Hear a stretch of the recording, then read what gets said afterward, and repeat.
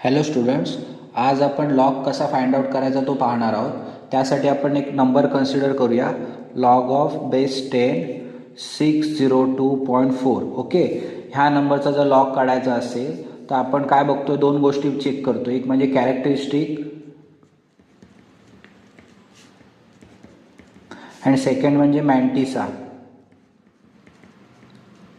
Okay, characteristics म्हणजे काय, तर डेसिमल पॉईंटच्या लेफ्ट हँड साईडला जेवढे नंबर आहेत, म्हणजे इथे 1 2 अँड 3 नंबर्स आहेत. ओके, सो त्यामधून नेहमी आपण एक सबस्ट्रॅक्ट करतो.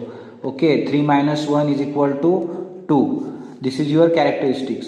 मेंटिसा कुठे बघतो, तर लॉग टेबलमध्ये बघतो. त्यासाठी आपण हा नंबर पूर्ण कन्सिडर करतो, म्हणजे डेसिमल पॉईंटचा विचार इथे करत नाही.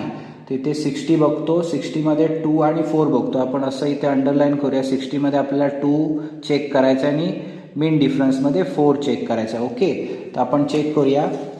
बघा इथे लॉगॅरिथम टेबल आहे, तर तुम्हाला इथे 60 दिसतोय. ओके, 60मध्ये आपल्याला 2 बघायचा आहे, 7796 7796 प्लस करायचा मीन डिफरन्स. त्याच लाईनीमध्ये 4मध्ये मीन डिफरन्स किती आहे, 3 आहे. सो 3 ॲड करायचा. तर आपला आन्सर किती येतं बघा, 7799.